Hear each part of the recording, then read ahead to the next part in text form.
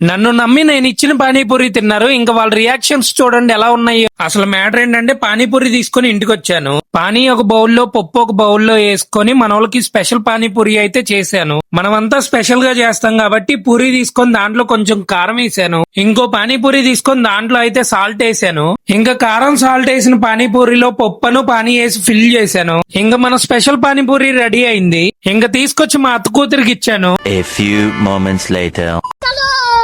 మా అత్త కూతురు ఏ పానీపూరి ఎంతో గెస్ట్ చేసి కామెంట్ చేయండి. ఇంకా మన చిన్నయ్య గాడికి కూడా ఇచ్చాను. వీడి రియాక్షన్ చూడండి. మీ ఫేవరెట్ పూరి ఐటమ్ ఏదో తప్పకుండా కామెంట్ చేయండి. నెక్స్ట్ షుగర్ పానీపూరి అయితే చేస్తున్నాను అత్తయ్య వాళ్ళ కోసం. చేస్తుంటే నాకు గరికపాటి గారి మాటలు అయితే గుర్తొస్తున్నాయి. చెయ్యి పవిత్రం, ఆ పానీ పవిత్రం, ఆ పూరి పవిత్రం, ఆ సంచి పవిత్రం. ఇంకా షుగర్ పానీపూరి తీసుకొచ్చి అత్తయ్యకి ఇచ్చాను. ఇంకా అత్తయ్య రియాక్షన్ చూడండి. ఏంట్రా ఇంత స్వీట్ గా ఉందంటుంది. అత్తయ్య ఒకటి తీసుకుంది. ఇంకోటి మిగిలితే తీసుకొచ్చి అత్త కూతురికి అయితే మళ్ళీ ఇచ్చాను. తీసుకోవడానికి 10 నిమిషాలు ఆలోచించింది. ఏం కలపలేదు కానీ తిన్నాక రియాక్షన్ చూడండి ఎలా ఉందో. వీడియో నచ్చితే తప్పకుండా లైక్ చేయండి. ఉండా మరి వెళ్లే ముందు సబ్స్క్రైబ్ అండ్ ఫాలో చేయొచ్చుగా.